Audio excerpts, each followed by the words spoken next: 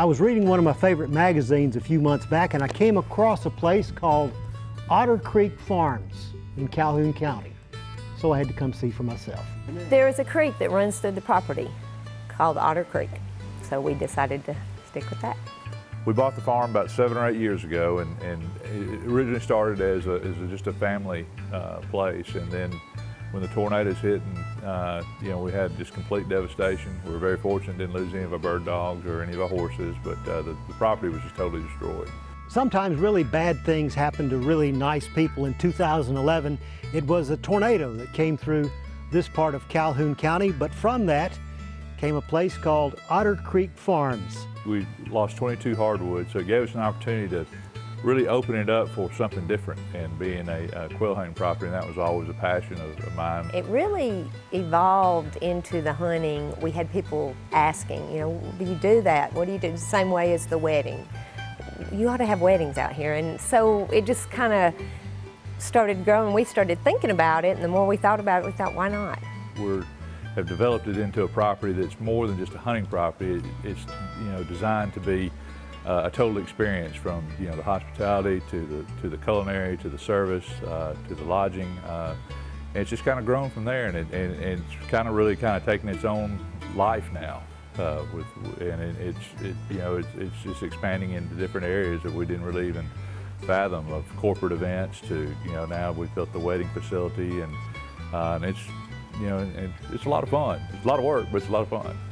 Quail hunting's my passion, but we did our first wedding this summer, and to see that, to see a guy tear up when the bride comes down, or to see that bride, when they have that first look, that's pretty hard to beat too.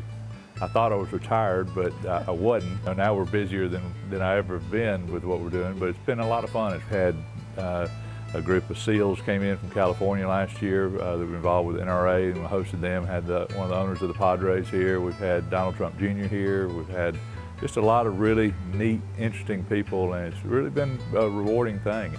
We thought we would do a few hunts, and then we went and had the article in Garden and Guns, and all of a sudden it was just like December 1, it just started, and it was the two of us, basically. And I cooked every meal for 3-4 days in a row, maybe have one day off, and then, but the majority of the time there were no days off. And last year with the Garden and Gun article that came out, we weren't really even officially open. We were hoping to do a few hunts, and we were totally booked last year. After Christmas, it just totally filled up, and we really didn't have it staffed the way we were going to have it this year.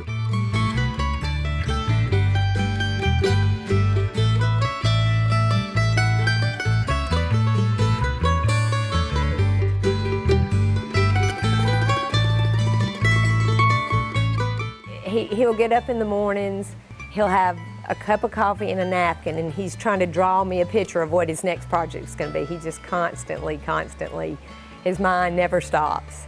And then I'm an artist, and I'm artistic, and I enjoy the decorating and the stage and all that. That's just right up my alley. So we work very well together. Jane's done a great job of making it where you feel at home here, but yet you feel at home and you've got 5-star service. It's a very peaceful environment.